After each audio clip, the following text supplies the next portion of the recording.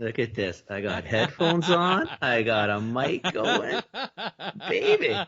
If Huh? only people could see you now. Hey, no video. We've gone through this before. All right, No all right, video. all right. Welcome to This Commerce Life. This is a podcast aimed at small, medium entrepreneurs focused on commerce. I'm Phil, your host, and Kenny, your co-host, will join us as well.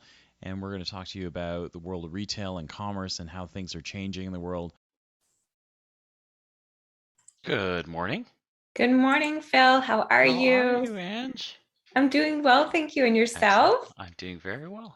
Good, Doing very good. well. Yeah. Yeah. You're in a different room today. I get to see a different part of your house. I am actually in a different part of the country. I'm in Vancouver. Oh, that's right. Yes. Yeah. You're going up with Kenny. Yeah. He's in my city. I am. I'm in the My hood. city.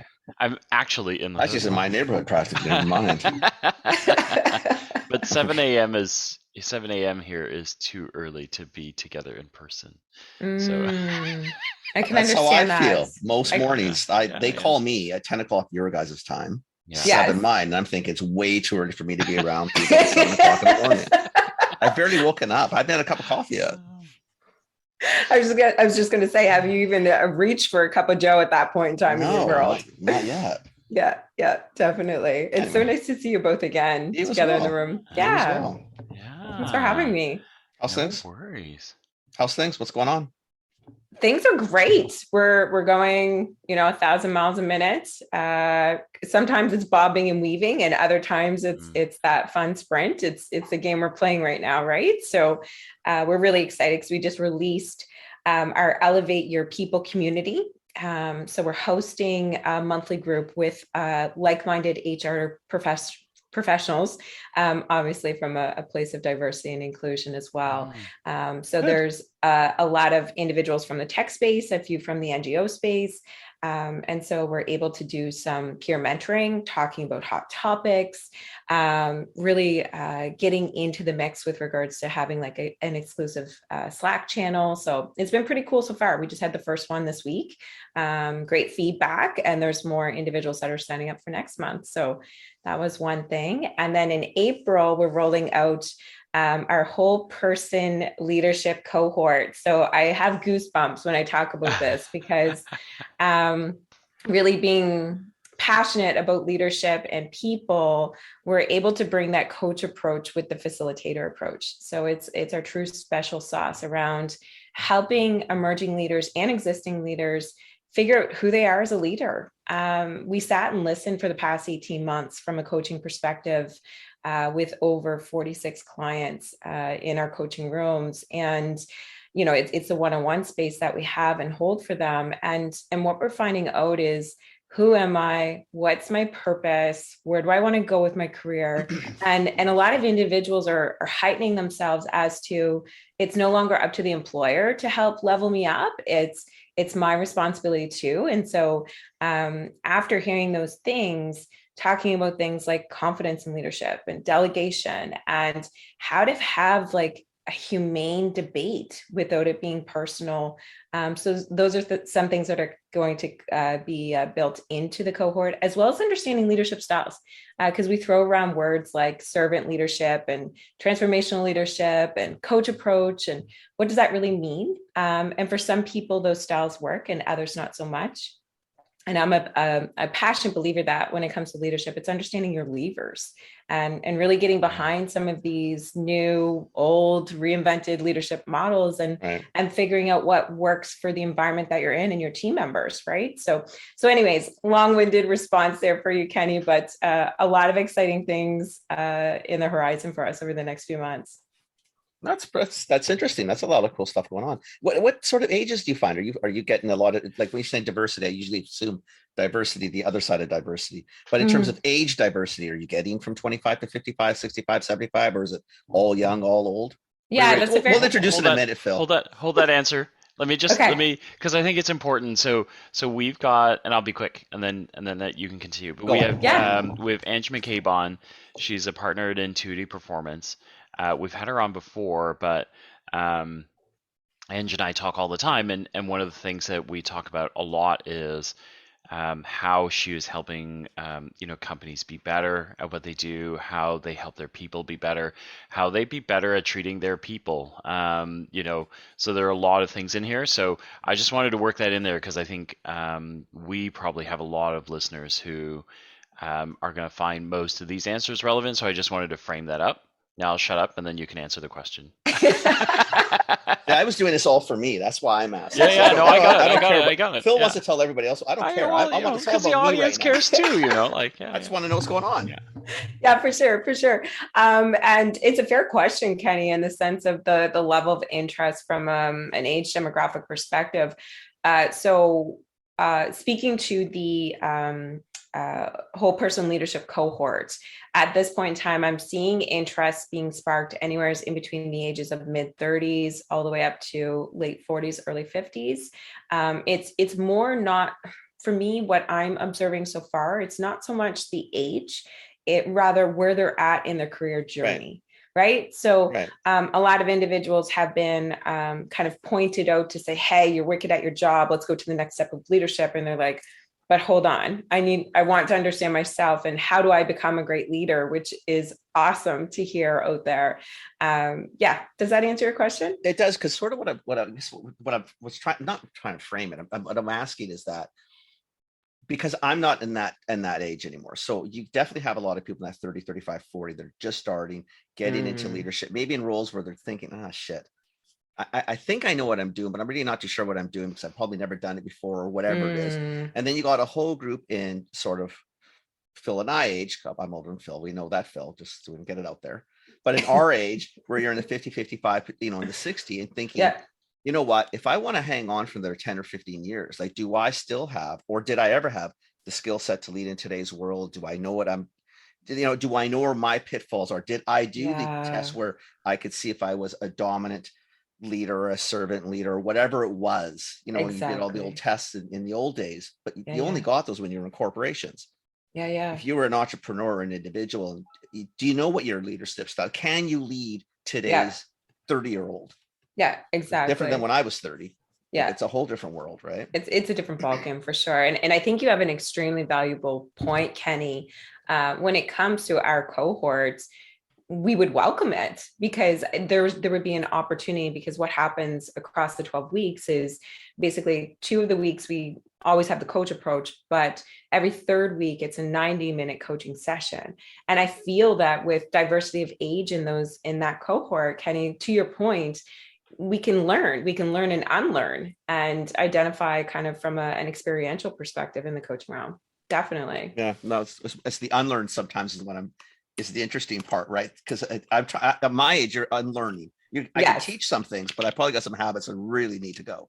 Yeah, definitely, right? Definitely. And I don't think it's just our senior or experienced professionals here. I think that everyone has the ability to unlearn, to really take in new things, because we often have our own inherent biases of what we've been told in past or what we've experienced. And maybe it wasn't such a great arena to be in or experience to have, or maybe it was phenomenal and we feel and shed that light that that's how it ought to always be. Right. So there's always that balance of being humbled to unlearn something to learn. That's for cool. Sure. Yeah. Very cool.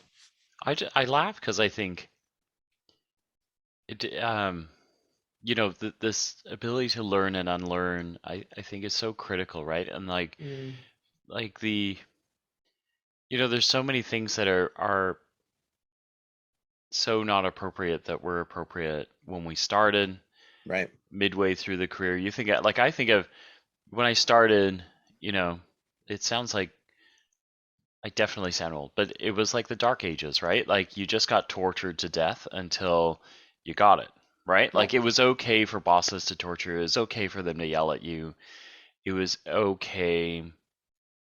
It was really, it was abusive, Phil. It was really okay. Abusive. Like all of it was really okay, right? Like probably the only maybe golden rule, like particularly in big companies, was that you didn't make somebody cry, right? And then as you move through, you realize like in your mid 30s what already wasn't okay, and then now you look back and go, I think I'm being unbiased. I think I'm being fair. And then you have to unlearn that because you realize that you don't even know you're being unfair, right? You know what I mean? Like, and it's treacherous. So I feel like what you do is really helpful to everybody, right? Because it's just you. Thank you. How do you know, right? Like you don't, until you stop to look at everything. It's hard to know that you're doing. That's why it's different. I mean, but when I started managing people, for lack of a better, that's 30 some years ago. It's not what we could get away with, but what you could say 30 years ago is different what you can say today. Mm-hmm. Yeah. The atmospheres or the arenas you were in, like seriously, I mean, literally, to your point, Phil, I mean, I saw people come out of offices crying. Mm-hmm. Right. Yeah. And it just highly abusive and not nice relationships. Mm-hmm. And if you grew up in that and haven't never, let's say, left that, if you come into a world today, like you can't do that. But even attitudes are different. Like when we got told by a boss to do something, or we were, you just did. Right. Like overtime. Yeah, overtime was anything after like 12 hours. That was overtime. Like 8 hours and 15 minutes. You weren't clocking the half hour. Like if someone came to you thinking like fuck off, like 15 minutes. Like, come to me when you've done 3 hours of overtime, then we'll talk. I mean, it also wasn't okay, right? For you to say, listen, I'm not going to be able to come in early because I've got the kids today. What? Right? Or the kids every day. I want to get home. Attitude, there's a piano recital I want to get to. There's a baseball game I want to see. Right? Just wasn't, right? You just sucked it up, and then you taught your kids that it was okay to miss those things because work was, but those philosophies have changed a lot, right? Like, I think it's fantastic though, because gone are the I wasn't days lamenting it. No, not at all. I missed a lot of shit. Let me back it up. Let me back it up just a little bit.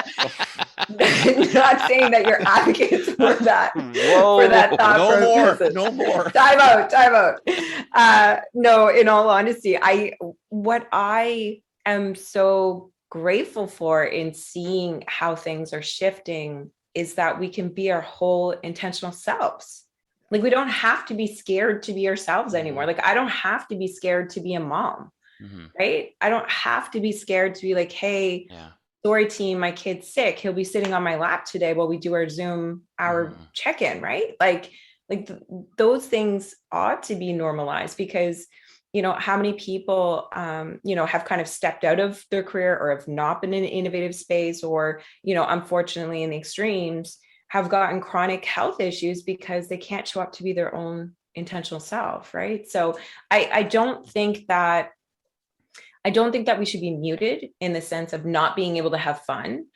I think that it's changed in the sense of what's acceptable to have fun. So not at the detriment of someone else. Right. So not on the backs of someone else. And that's really flexing kind of like our EIQ muscles, right? Because it just oftentimes would have negative undertones and leave someone, at least one person, walking away with being like, well, fuck, I'm not enough. Like, what am I doing here? And that's here? what it was. It was always at the expense of somebody. Right? And not always, but it was, it did skew that way. But it was, someone was always going to be on the brunt end of definitely, right? And that's not cool, right? No. It didn't feel cool when we were going through it. Right. But that's the way it was. And that was the norm. Kind of just played it, right? Yeah. But whether you liked it or not, I mean, you could change your style, but you were in an environment that the game played the way the game played. It just exactly. Sucked. It wasn't fun. Exactly. Right? I get you. And I mean, I have a lot of love for my father. Him being a baby boomer and working in blue collar industry all of his life, growing up, if I wasn't teased by him, then I'd question it. Right? Like, that's how he expressed his love for me, from a parenting perspective. And because that's what he would see day in and day out exhibited in his workplace. And even now, if I'm talking about work at a high level around the supper table, when we meet up with my parents, that's what my dad relates to, is these types of stories, right? Yeah. Like, the criticisms, how many wrongs do you have on your verbal bat, right? Like all of those things were very predominant in that era, for sure. Oh my gosh. So tell us what's going on. Like, so you're doing some pretty cool things to help companies and people be better at what they're at.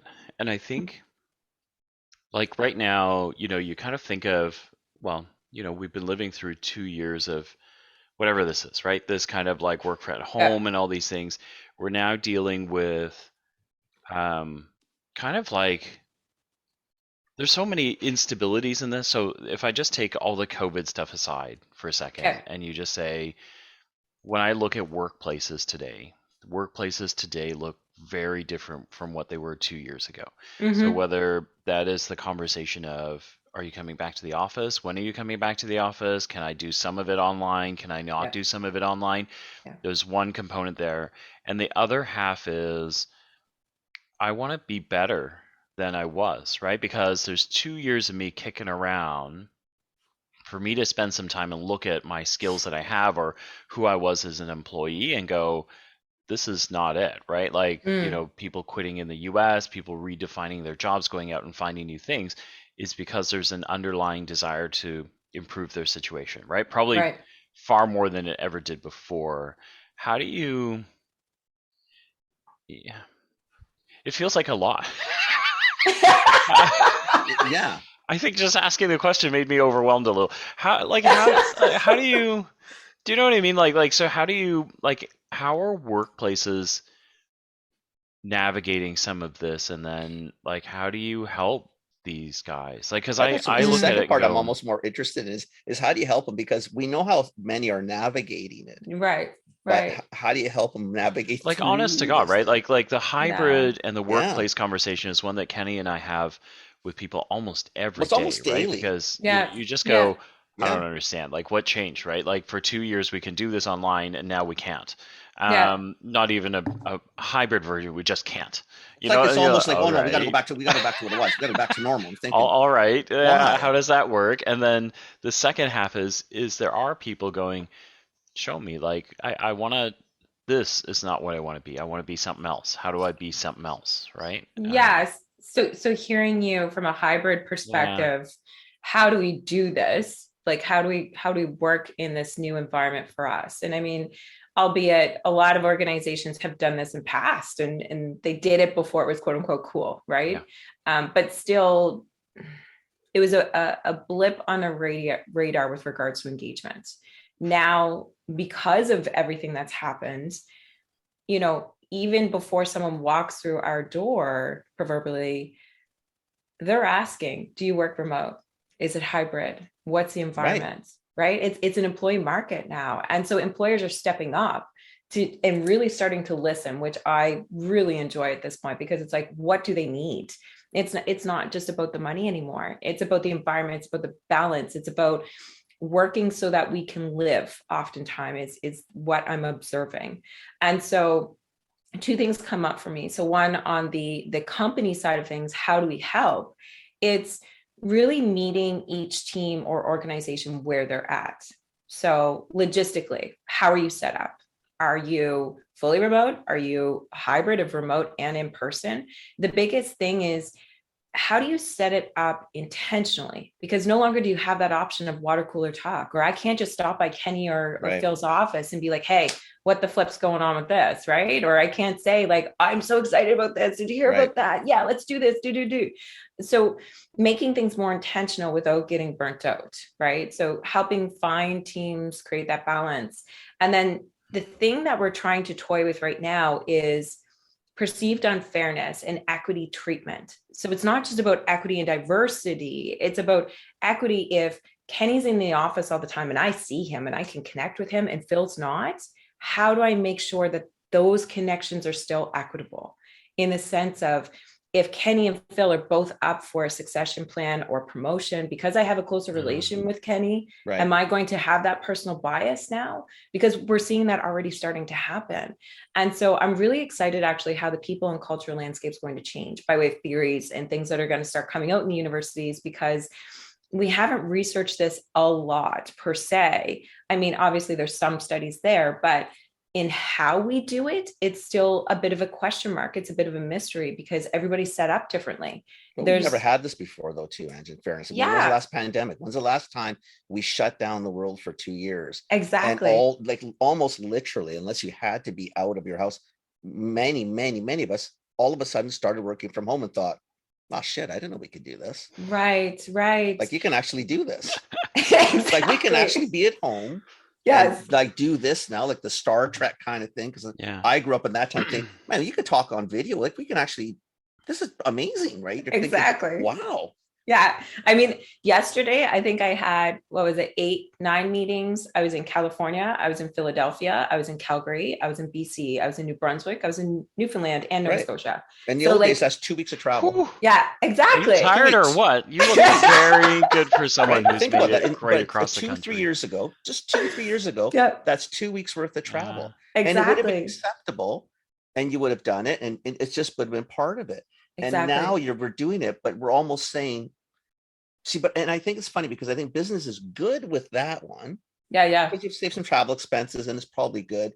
And you're forcing a good work-life balance, because honestly, before COVID, that the work-life balance thing, I never understood. That was a nice thing to say and made people feel I agree with you. It was bullshit. There was no work-life balance. I agree with you.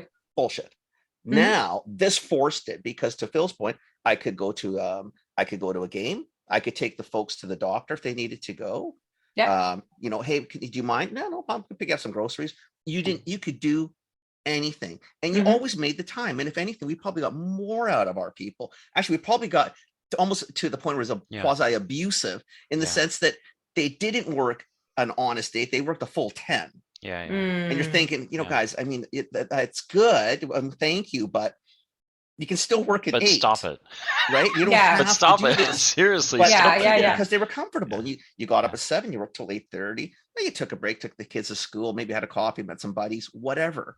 Mm-hmm. But you'd work a longer day, but you just stretched it differently. Exactly. And it just seems now that we're going back, it's all of us, for many, and unfortunately, it's typically older, to say, okay, the game's over now. We can come back to the work. We can come back to work.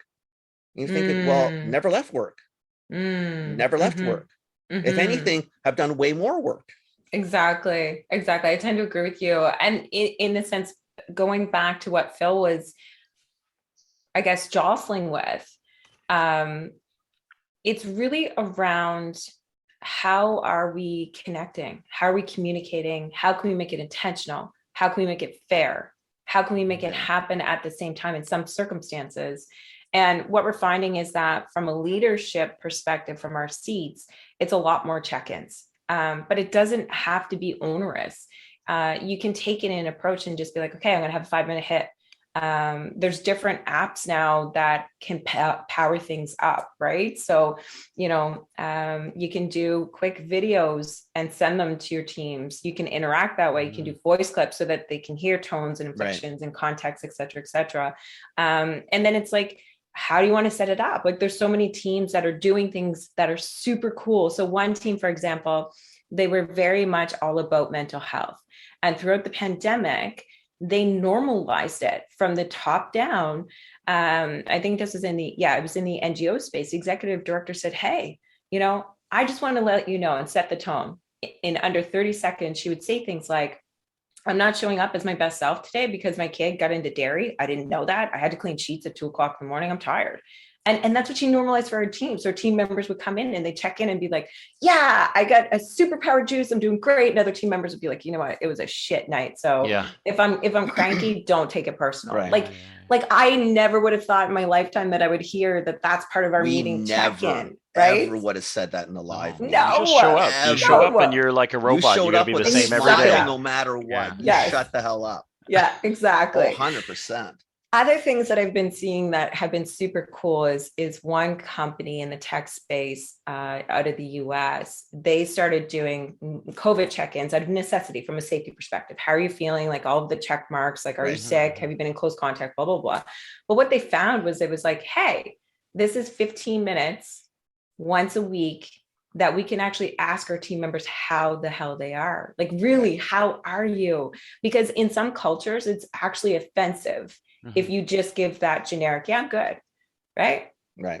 So they set the culture now. I mean, it started with from a safety perspective, but now they've set culture where people actually check in and they tell you what's going on and what's happening. And I think that's really, really important for connection. So that's the first thing.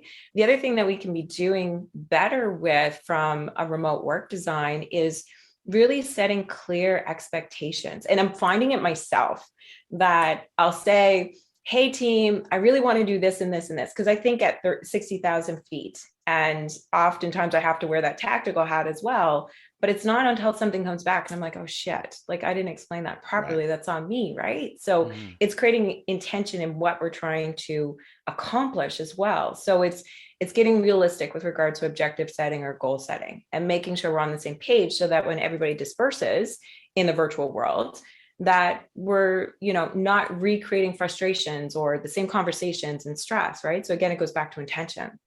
The other thing that we're learning a lot about companies is how do they gamify, right? So they're asking their team members what they want to see and what they're open to with regards to engagement. Some teams have drink nights together now. Some teams have family nights. So they bring their family nights into these virtual rooms. They download third-party games, et cetera, and that's how they're connecting, right? Oh, that's so cool. So there's so many different things that we can do now that can really help us connect worldwide. The other things that I'm seeing from a more structural place on a day-to-day basis is if you have an international company, for example, because we can hire anywhere now, the borders have opened up. And so it's thinking about our time zones and how many times a month, a quarter, we want to make sure that we're blending meetings in the sense of bringing everybody in the room from all time zones. And then it's like, do you give particular budgets for engagements for each of your time zones or each of your geographic locations, and really influencing the leaders in those arenas or those areas to make sure that they're engaging with their team members. So again, it's consistency, right? So it's feeling that we're included in something. Because if there's anything that I've learned in the past year, guys, it's like people just want to feel like they're valued. They just want to feel like they're a part of something. And when it comes to work purpose, we spend so much time, to your point, Kenny, more time than ever before. Yeah. What am I doing? Who am I? How am I contributing? And am I effective? It's a 6-to-1 ratio for adults, unfortunately, in some perspectives, to give positive feedback. When you think about that, it kind of hits you in between the eyes, right? Yeah. How often do I say 6 positive things to Phil in a meeting? Never. It makes me sad. Yeah, I make Phil sad. So Phil cries. But I'm old school.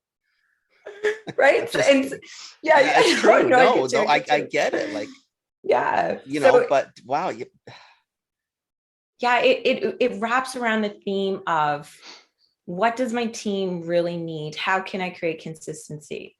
And how can I bring in different things and think about things from a transformational perspective? And I think that's the biggest challenge for us as leaders right now, because we were so used to doing things like just on autopilot, basically, annual basis. I set my objectives. I got my team off. Yeah, we got some training budgets that we need to do. Yeah, there's some engagement stuff that we got to do. Okay, we got blindsided by COVID. Now what do I do? Right? So my world's been tipped upside down, as well as the expectations of me as a leader. And now I have to be innovative if I want to keep my team members engaged by design. And so, yeah. I have a funny story. I think this person listens to the podcast, so I hope he's okay with it. But I won't say his name. But just yesterday we had quite a heated discussion over something simple like month-ending reports, right? Okay. And the Kenny's going to make a face because this one makes him crazy. But the leader the leader poses this question. We knew what he was trying to do, right? He's trying to generate thought, and he's trying to generate intellectual curiosity in his people. So he says, don't write this letter like it's for me. Write it for like it's for yourself. Ask the questions of, what's happening? Is it good? Is it bad? What could you do better? Are you on plan? Are you on task? And and partly I think it's us, is if we said to him in many different ways, like the people you're talking to are in their early 30s, right? So they're smarter than that. When I was in my 30s, if you said that, I'd be like, oh, I got it. Yeah, thanks. I'll take that to heart and do it. These guys they're doers, and they're cynical. And so finally yesterday, like, it took an outburst of emotion, but it was, listen, know your audience, right? Like, you can't say that they're not fooled by that, right? Like, they don't, everything they do is to learn, right? And so when you say that, they go, yeah, but if you want to know how I learn, it's on the 18 sticky notes that I have stuck to my table. But clearly you're not going to want to read it that way. If I took pictures of 18 sticky notes and sent it to you, you want it in a monthly format in a Word document that I would never use. Right. In words that I would never use, in tone I would never use. And so we said to him, I would never use. Why don't you just tell them what you want? And he said, I want them. And I said, you don't understand. They are followers, right? Like, they are leaders, but followers. So if you tell them what's important to you, they will now intuitively go, wait, why is it important to him? Let me go figure out why it would be important to him and see if it's important for me. Otherwise, I'll go and figure out what's important for me that I think should be important for him, and I'll change it. You know what I mean? Like, but it was, but he had grown up that way. He had grown up knowing that this is how you learn, and he kept banging on it. We had to, like, literally hit him over the head with, this is not working because they don't learn. You can say it all you want, but unless you're talking to somebody 40 and over, nobody cares, right? Because they don't learn like that anymore, right? So, but it's a funny thing. So I two things come up for me. So it's like, as a leader, I think it's our responsibility to understand the motivators of our team members. Right. Yeah. I think, and that takes, being confident and being humble at the same time. It takes, having the right ego to lead, but yet being able to follow at the same time and having those balances. And it's not an easy thing, right? Because your ego can get in the way, especially if you have expectations 100%. And you want to lead them down the garden path. Yeah. But I think it's the approach. And I think that's what you're getting at, Phil. I think it's the approach, right? Like, just come out and ask. Yeah. And I think that comes down to a bit of like ego versus vulnerability. So it's all ego at the end of the day, Ange, because what happens, it's either you want to be right or you want to do right, in a sense, right? Like, if you want to be right, it's all ego taking over, because all you're saying is, well, I want to do my way. Well, okay, whatever. But nobody's understanding what you want, because they don't hear it that way. They don't get it. So either you got to learn that, listen, tell them or tell anybody what you want. Like, give me the framework and let me just get it to you the way I understand it now. And now, if it doesn't come out exactly, fine. But then walk through it, talk about it. Right. And maybe as a leader in today's world, and this is where I find it, because, I'm not baby boomer, but, I'm closer to that than to my kids. You have to sit and say, okay, and that's hard for me. Take a breath of air, walk away, try to find some patience, and then come back. Because otherwise it just gets into a battle, right? Right. Because I want to be heard just as much as they want to be heard. But I'm just trying to get used to these people that actually talk back, where when I was in their shoes, we just didn't do that.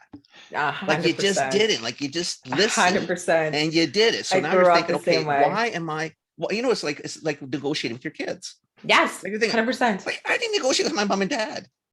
There was no negotiation. The rule was the rule. That was it. It was martial law, man. There was no negotiation. And now you're thinking, like, why am I negotiating everything? Can someone just listen to me? Especially at the end of the day when you're tired. Exactly. My little guy's 9, and I'm an advocate for understanding ourselves, and oftentimes how that shows up for me is through evidence-based, right? So it's an assessment, or maybe it's observable, but it gives us an inkling as to how we tick. And so I had the opportunity actually to have my son to lean into a trial around observable behavior from a DISC perspective. So it's for children under 12 now. And I was kind of curious because I knew Parker was very outgoing, meaning that he's an influencer, right? So being heard, having autonomy, being accepted, inclusive, all of those things are really important for inclusive styles. Right. But I couldn't figure out what other one he was, dominant, steady, or conscientious. Because he's very fact-based, has to be right, competitive, et cetera, et cetera. And so anyways, what came out was he has a dominant and inclusive blend. And so what that means as a parent for me to understand is that in a conversation, if I shut him down and just say no out of the gate, I've made him feel like he's lost. I've made him feel like he's not important. And I've taken away his autonomy for creativity through his voice. And that in past would be volatile almost for him, because he would just come out and be like, you're not listening to me and I can't do this. And I'm like, but I'm your mom. Like, this is logistical stuff and I don't understand. Like, so it took me a minute and to take away my ego and put almost my clinical coach hat on to be like, okay, what is he really saying to me? And this is applicable to the workplace as well. How does he want me to speak to him? How does he want me to deliver expectations? And so I ask him, I'm like, hey, dude, like, this is coming up for me. What do you think about that? And if I get the 9-year-old, I don't know, if I get that phase, then I give him options. And so then he can still feel like he's quote unquote winning, because it's not a want, it's a need. It's you're cutting off people at the knees if you're not delivering based on what they need. And it's a totally new concept, even for me, because to your point, it was martial law. You didn't ask questions in the workplace. You didn't ask questions at home. You just did it. And if you were curious about it, you quietly did your research. Right. Or you talked to your community, right? Well, you talk to the people around, which again, that has sort of gone because the water cooler's gone in a physical form. Then you got to learn to use the tools you have. Like this form now is a water cooler. Yeah. I mean, it can be if you, we're talking, like we're just talking to the three of us, even though you have other people listening. Right. But this is sort of what the new water cooler needs to be. You call each other up and say, listen, like, help me understand. This is what I thought I said. This is what I think I heard. Yes. But nothing's working. And someone else will say, okay, well, bottom line, that's not what you said. And that's definitively not what you heard. And I think the biggest thing that you've really hit the nail on the head, Kenny, because it's checking in. You know, I feel that I've portrayed myself this way. Is this correct? And someone comes back and they're like, hell no, man. Nope, you did not show up that way. Yeah. Yeah. And but again, then ego has to get out of the way, because 100%. when your ego sits there, all it does is says, well, bottom line, I'm right. Yep. I know I'm right. They just don't know I'm right. Yeah. So either I just need to force it down their throats or, you know, whatever. I mean, but bottom line, I have to be right. Yeah. And I take it a step further, because I genuinely feel and believe that we operate from two places, either fear or love. And I don't mean love in like a compassionate way. I mean love in a secure, confident way. Right. So when the ego comes in, it's protecting us from something, right? So is it, I feel that I'm going to be rejected? Is it, I feel that I didn't do it correctly and that impacts me? Is it, I couldn't help you, so I feel shitty now? Right. I really think that the ego is, it's not serving us in today's day as it used to in the past, I guess is what I'm getting at. I totally agree with that. Yeah. Totally agree with that. Yeah, for sure. Because the world is just a changed place, right? It's just different. Yeah, it is an old boy, because you know why? Because we've got so many different generations in this. Where are you going, Phil? Yes, so many generations. No, we don't have enough time for where I'm going or where my mind's already gone. You just like about 8 light bulbs went off after that fear and love. Really? We don't have time for an end. Don't ask. Okay. Okay. Down the road. Maybe. We need to book another episode. So. Okay. All right. But then write it down, Phil, because if it's like, do you have a couch over there somewhere?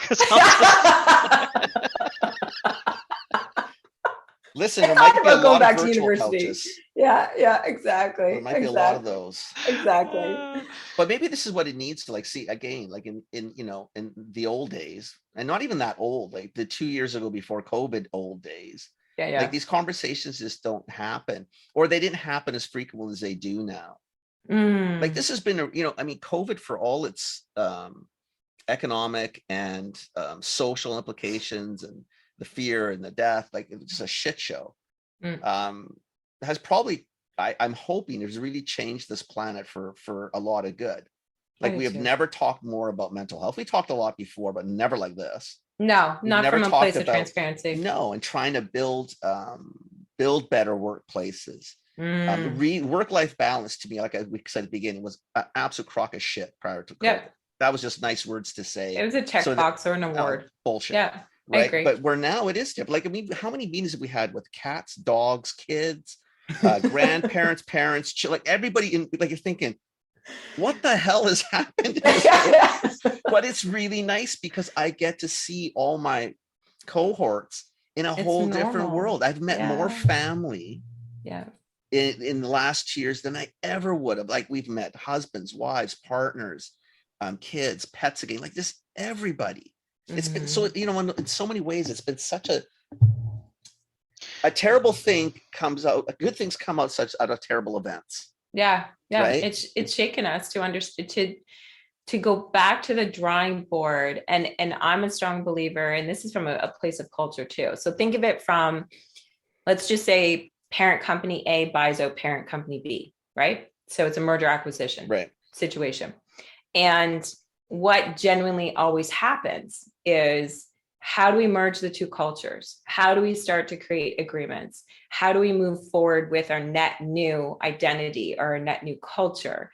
And companies either thrive because they figure it out organically, right, or they struggle and it impacts the bottom line. The same thing is with relationships, right? So I think what we're circling around here a little bit, Kenny, is that we really can't stay in the rearview mirror and reflective of what we used to be, because it's not that way anymore. No. It's all about, okay, there's some things that I enjoy from the past and I can take forward with me, but it's not a place where I sit and stew. Rather, how do I create, I don't want to use the word new normal because it's been played out, but it's like, how do I create the new expectations or the new way of being? I like that better than a new normal as well. It's just the new way of being. Is the new way. I think it's just a new workplace. I think it's a new workplace period. And it like, needed a good shake up. Yeah, because the new workplace it's wherever you are, really. Right. Yeah. Like, I thoroughly enjoy this a lot more than I did the old workplace, for lack of a better. Yeah, 100%. I really do. I find it. I've never, without. I mean, it's gonna, I'm also, I like connection. I like physical connection. Yeah. I like seeing you. I like a hug in the morning. I like people. Yes. I like it. You can't replace it, but that's hard. But I have got to see so much more. I think the relationships are deeper, to be honest with you. It just seems weird because it's, without the physicality, I struggle on that side a bit, right? Because I do like the personal contact, but I really do. I've never gotten to know people, I think, better than this ugly round. No, exactly. Right? Exactly. But we need to, it sounds so fanatical, but we kind of need to hold the line, right? Because the urge is for people that don't understand that paradigm to go back to the old to normal. Yeah. Let's go back to the old days. Well, the old days are gone. Like, the done. old days, all the old days are gone. But we're seeing it in society in general. There's a lot of push for the old days. And a lot of those old days were not good old days. It's not funny. Good old boys and good old girls and good old guys. It's not the good days. Those days need to go. It's funny because a friend of mine runs a pretty old company, and he was like that. He was like, no, we got to go back. It's hard to hear. It's just not it's virtual meetings are a crock because you can't hear anything. You can never see. And I said to him, well, hang on a second. Just so you know, like for me, like on the early end, because I worked tech startup for a long time, right? And tech startup, Yeah. you can't afford to fly everywhere, so you do everything by Zoom meeting, right? Uh-huh. And so we've done it for a long time. We put up with really shitty, kind of video conferencing softwares, and now it's really good, right? So I said to him, I don't understand, what's the problem, right? And then I said, show me your setup, right? And he was like, what do you mean setup? I got my laptop. I'm like, all right, okay. So here's what we're gonna do. We're gonna buy you a new webcam. We're gonna put it in a nice place. We're gonna buy you a mic. And he goes, I don't need all this bullshit.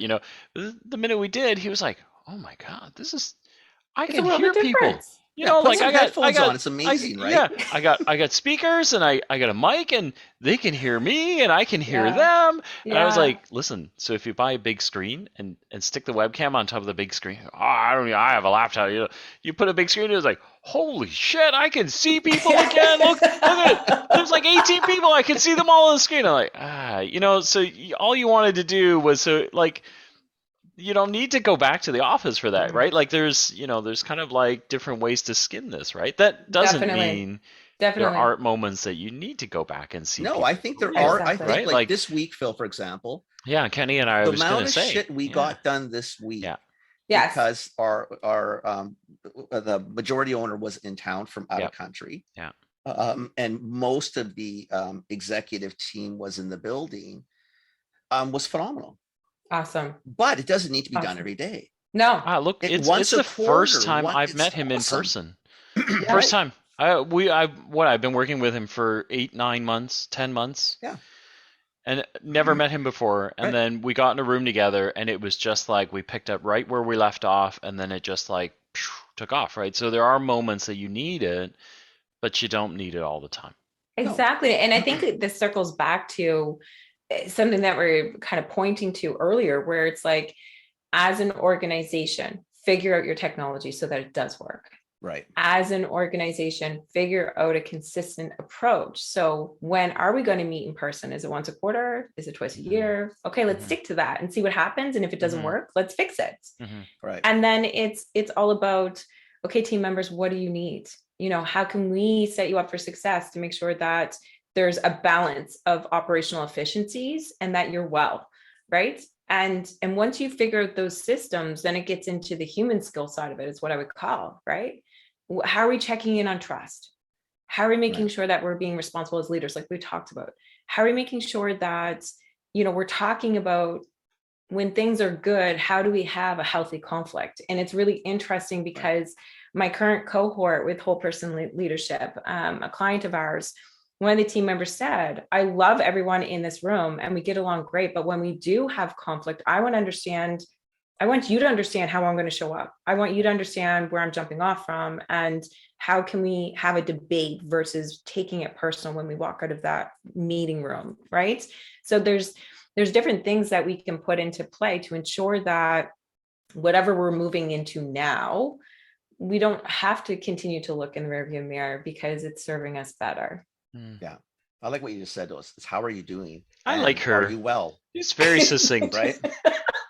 No. You and I get on here and go, and just like, hang on a second. Right? I mean, here's what I heard. Here's how she lays there like, yeah, what she said. Yeah. Can you just write that down? Give me that piece of paper. Put that on paper for me.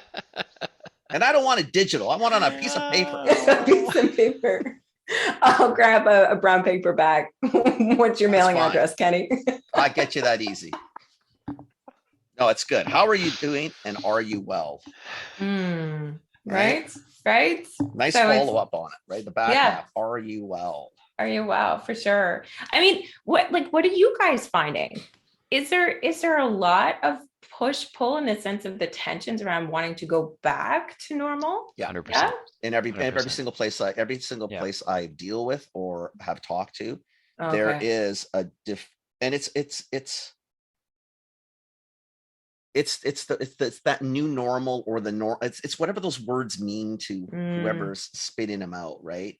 As opposed, it seems like I don't know what it is. I don't know if it's just if it's the control has been lost or because I'm not too sure exactly what it is because for me I do know the physical aspect. I would like to meet you in person. Like when I talk to Phil, like Phil and I had. Fly me out, Kenny. Just do it. Oh, absolutely. But you know why? Because I like to see how you how you move, how you function, what because I feel that it's more of an intimate relationship with somebody. Like, I mean, for Phil and I, we did the podcast, I think before we started, we met once. 3 years. We did it for 3 years, all virtual. Right. And then the first time, like, we actually get to where we hung out for a couple of days, like, it was so much better. Yeah. Because I got, I mean, I knew him. Well, but you get to know him, right? And you think, I just love this. To be real, too, we were in Florida in February, so it got so much better. Like, okay, I wasn't trying to make the environment and the better we were part. drinking, you the better and but it did get better. Yes. Well, just now you just made it sound like, see, what's this about location and booze? I just like, we got chemistry, but like, we helped it too. I think, to add to Kenny's point, I think for me, the same, like, the conversations abound. I find I think because I lean that way, so I find technology is a real barrier. Even my own family, right? Like, getting everyone set up, and it's always the same thing. It's like, I have enough, and you go, you don't have enough. You don't know what you're missing.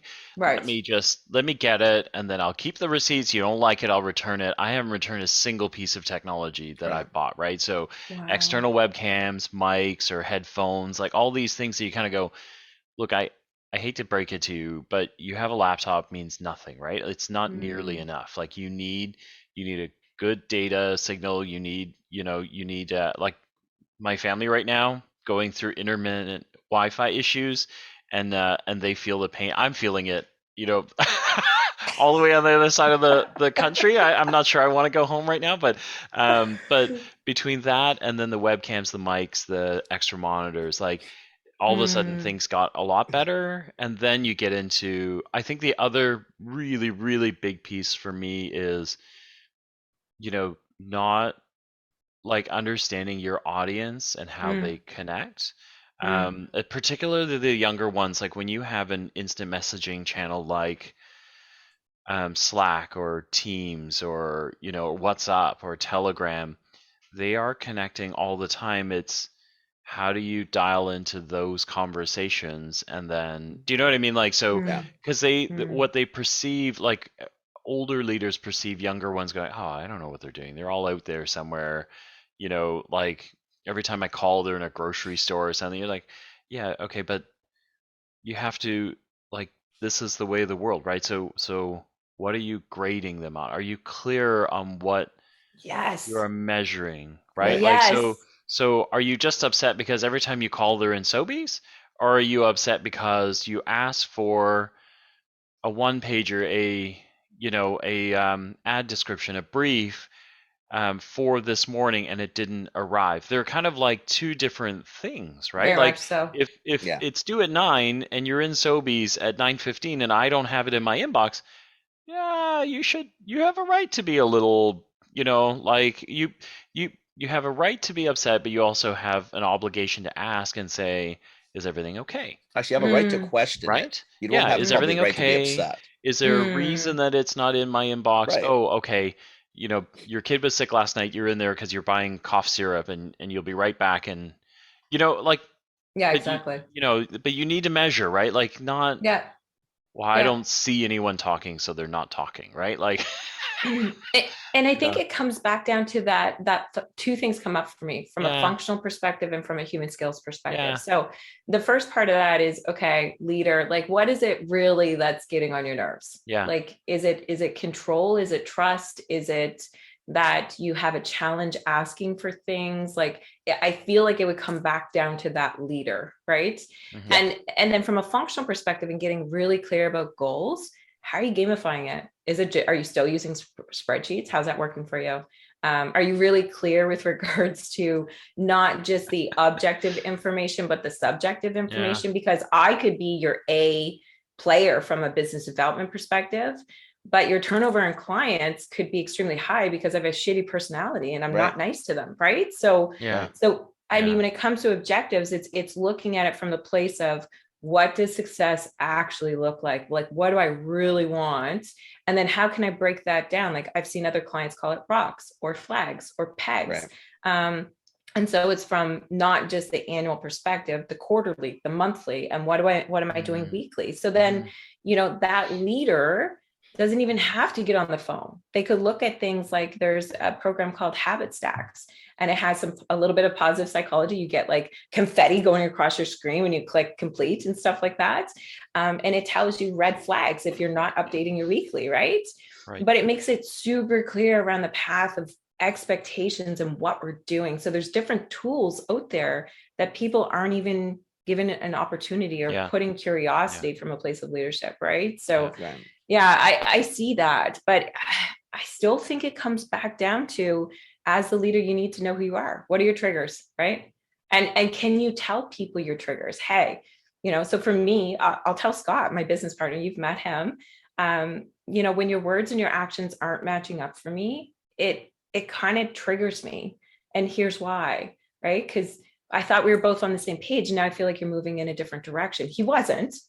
He was actually trying to serve me. He was actually trying to set me up for success. But I didn't feel like at that point in time that I knew what was going on, or that I had a say, or that, I felt like I was losing control. And I'm being really vulnerable here, but it's true. Everybody shows up in some sort of capacity where it's like, if you're feeling left out or you're not totally understanding, having the quote unquote, I guess balls to be able to say something instead of being argumentative or instead of being controlling and kind of taking power. Right. Yeah. You're so smart. Yeah. That's what I have to say. Yeah, you're big time smart. Yeah, you're so smart. I read a lot. And I think that it's just, for me, I honestly, guys, don't believe that I'm smart. I believe that I'm curious. No, but it doesn't matter what you believe. It's okay, it doesn't matter. It's what we do. It's our show. It's our podcast. It's whatever we say. You've decided. That's we it. get the final word on this. And just smart. The last minute's all us. And just smart, and you'd be crazy not to have her in your business. One thing that really interests me, though, that is something, guys, that you said earlier, was all around perceptions. Like, so on a personal perspective, as friends, you could come to me and be like, Ange, I didn't mean that. This is what I meant. But in the professional world, I don't think a lot of organizations are there yet to be like, hey, this is what I really meant. It's just either not spoken, walls go up, or it's spoken in a manner of armor, is what I would call it, kind of leaning into Brene Brown's concepts. But I'm curious, what's your take on globally, how do we approach being open with regards to checking in to see how we're showing up, one, and two, how to make sure that our messaging is coming across appropriately? Like, I have my own thoughts, but I'd like to hear from you too. Kenny, I'm going to share a story and then, as always, jump in. But we interviewed a couple of entrepreneurs that we love very, very much and we respect dearly. But we, somewhere in that podcast, because we're familiar with them, we referred to them as the girls. And we did it, I think we did it a few times, right? And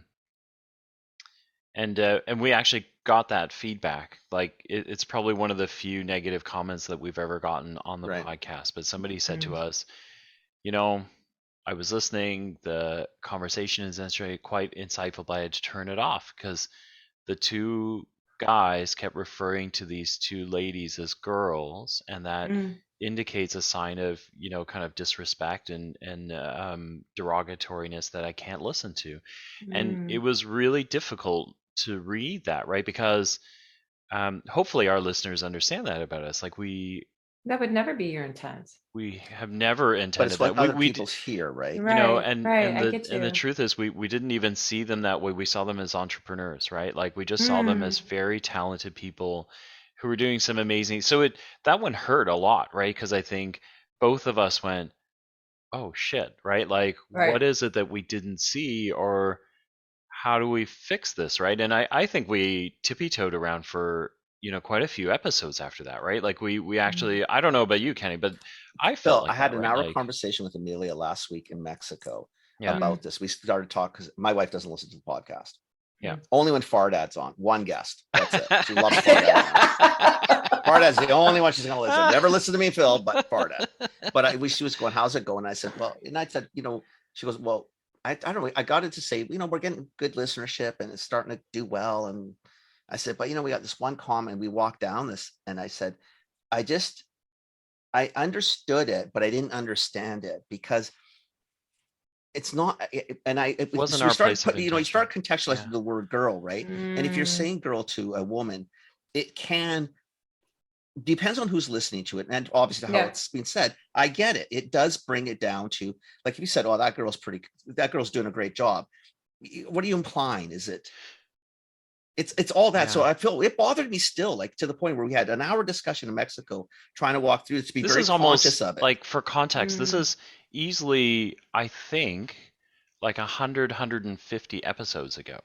Somewhere in that range, right, Kenny? It's a long time ago. And it bothers me. But that comment has sat with us because we feel so, like, I guess that's my example of it bothers me, right? Like it bothers me. Yeah.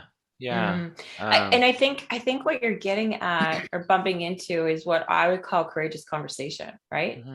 It's kind of taking the feedback and being like, okay, that was a jelly sting, like that stings, but okay, I'm hearing you, I'm seeing you, and here's what we can do differently. And by the way, educate me a little bit more, right? And I think that can be ported to many conversations, and kind of circling back to the example with Scott and I, like, we're so fortunate because we're both coaches, right? We're systematically trained or programmed to be like this now, and we lean into it. So in that scenario where I was talking about my fears, instead of him meeting me with, nope, this is the way it is, this is what I did, he kind of sat back and was like, oh, that's really crappy that you feel that way. Right. And then immediately I deflated. It doesn't change it though. Right? It's just the place of acknowledging and then looking to problem solve, not prove, problem solve. And that's where I see great things in both you, Phil and Kenny, because you're not looking to debate what happened. You're not looking to prove your points. You're saying, hey, okay, like, yeah, that wasn't our intent. And we're so sorry. Ouch, that hurts. Yeah. And moving forward, we're going to be cognitive. We're going to try to be better at it, because exactly. It's not, I do this with my kids, right? Because my daughter is 26, my son's 25, right? Yeah. So, we're definitely from different generations, no different than my parents and myself, right? Of course. But a lot of times, it's the dad. Oh my God, can you believe Dad said that? Okay. I know Dad said it again, right? But I've told him, I said, you know what though, especially my daughter, I said, listen, ripping me a new one or making me feel like shit ain't gonna do anything for me. I said, why don't you just explain to me what I've done so wrong, so that I can understand it, so that I try not to do it again. I said, but when you go at me and all you want me to be is wrong and all you want to be is right, there is no conversation. Like, there's so many cultures in the world where they get into arguments or discussions, black or better, discussions. It's not about being right or wrong. No, it's about being heard and understood and respecting that you can have two different ways of seeing the world. Yes. Some things in life, are black and white. There are rights and wrongs. But if you go into a conversation trying to be right or wrong, it's not going to work. Right. Because you're not going to bend from whichever side you want to be on. So I try to tell the kids, like, tell me why this is so catastrophic or what I've done is so offensive. And if you walk me through it, I'm not out to hurt people. I don't need to be right on this one. I tell you the truth, I'd rather I be respectful. And if you want me to change, I'll try. Give me a minute too. By the way, just because you tell me once, like, give me a minute to catch up. Right? I'm trying to erase 55 years I got 56 years of a habit. It's like, give me a minute. Exactly. It's not going to happen in 15 minutes just because you told me once and you yelled at me. Like, give me a chance to catch up. 100%. But I'll get there. So, and I do. And I'm really conscious now, to Phil's point. It's, because when I say girls, it's not, it was never meant to put you down or to, I have a daughter. I have, we work with women, we work with men. It's not, of course you do. Not meaning it that way. And I feel bad. I still can't get over that stupid comment. Yeah. It still eats at me because it's done. I can't let it go. Yeah. Because it bothers me. I think, geez, I can't believe we went out and offended people without even thinking that we would have offended somebody with that. Yeah. Right? I think that this may be a bit of a controversial thought, but I think that in general, we can do a better job of understanding each other versus taking it to the nth degree and being like, this is so painful and so disrespectful. I think that we can do a better job of understanding people. Like, statistically speaking, when you hit it, Kenny, undoing 55 years of habits, it's just a word. It didn't have a meaning, but then there's somebody else, and I appreciate exactly that. Give me a chance. Mm-hmm. Give me a chance. I'll fix it. I'll do my best, because my intent wasn't to hurt anybody. And that's where I'm going with it. But statistically speaking, as well, as even if you're at the receiving end, trying to understand where it comes from within context. I mean, there's some things that are just not okay. To your point, Kenny, it's black and white. No, there's right and wrong. When we're coming from a genuine place of positive intent, it can take anywhere from 66 to 318 tries to make it stick. And through that process, it's, I think, our responsibility. So if it was my job not to say man all of the time, right? And I've committed to that, and I've committed to my subscribership. If I screw up, then it's also my job to be like, hey, I'm still working on this. And by the way, this was my intent. It was another slip. No, it's not okay. But here we are again, right? Like, I think there's a responsibility to own progress. I think there's a responsibility to be curious throughout this progress, as long as it's not toxic or detrimental to relationships, right? And then you're really actually trying to change it. Like, just don't bullshit me with words, and really and truly you're just saying that because you want me on side or whatever. Exactly. And that's the cancel culture that we're in, but you don't even give people a chance anymore. You know what? Then I hate to tell you, then you're just as bad as the side you're trying to fight. You got nowhere. Like, there's no resolution going to come out of this, which is what I tried to tell the kids, right? You don't want to keep rolling your eyes at what dad said, which I'm sure there's a book coming. I keep trying to say, well, why don't you write a book on what Nono says? Nono's way more offensive than dad. Okay? Like, the shit Nono says, that's a definitive book. Right? For sure. But you're thinking, like, but again, like, help me out, man. Like give me, like, what? I try to be better. I'm literally just having this epiphany now. What would it look like if we go into conversations where there's a sting or there's something coming up for us? What would it look like if both sides said or asked themselves the questions, what do I want to get out of this conversation? Because I think that in those emotionally charged situations, having that agreement as to what we're trying to get out of it, I think is really important.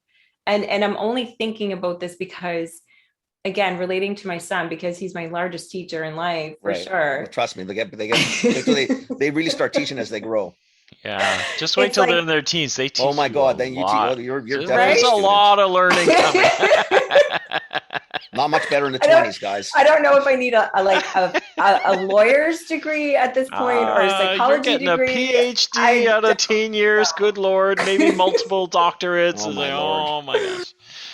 But where I'm coming from, guys, is like, in conversations with my son, it's like, he just genuinely wants to be heard. He knows sometimes he's not right. He knows sometimes that there's better choices that he can make. And he's a beautiful child, by the way. So are my kids. Trust me. I love the kids. Lovely.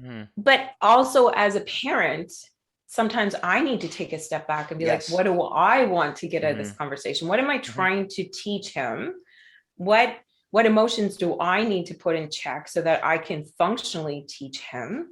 And quite frankly, what do I want to get out of this conversation? And that too can be ported to the workplace. No, it's not going to be at that deep connective level, but it's going to be connective in the sense of, it's like, all right, Ange, like, okay, we're not connecting on meetings for some reason. I want to just chat with you for a second to understand your point of view. And if it's okay, I want you to understand that I'm feeling kind of like put out in the cold because this was a really important initiative and we're not connecting on it. Right. Like, because there's cultures though, Ange, that are built into, it's what do you want to be right? Or do you want to try to find a solution? That's typically why the argument, this is why arguments happen or fights happen. It's because the intent was never to go in to hear what Ange has in her head and what Kenny has in his head. And maybe not just come out and mutually say, you know what, respectfully, we agree to disagree, but we can move forward. Typically, in most discussions, most games, it's a win-lose. The win-win concept is lovely and yay team. 99 times out of 100, it's said, but not done. It is about, this is what I want. This is what I want.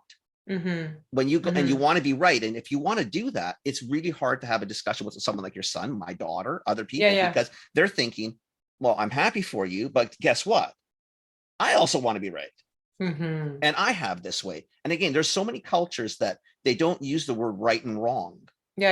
It's all about the discussion, and it's trying to get to a mutual understanding of each other and working to a point where not so much a win-win, but what you're trying to get across, they're trying to understand, and it will sort of happen. It may not be perfect, but I think the problem is too many times, more times than not, especially as leaders, it's in my head, this is what I want. And as soon as you go in with that, without the idea of this is what I want to get at the end, two different worlds, right? This is what I want, or this is what I want it.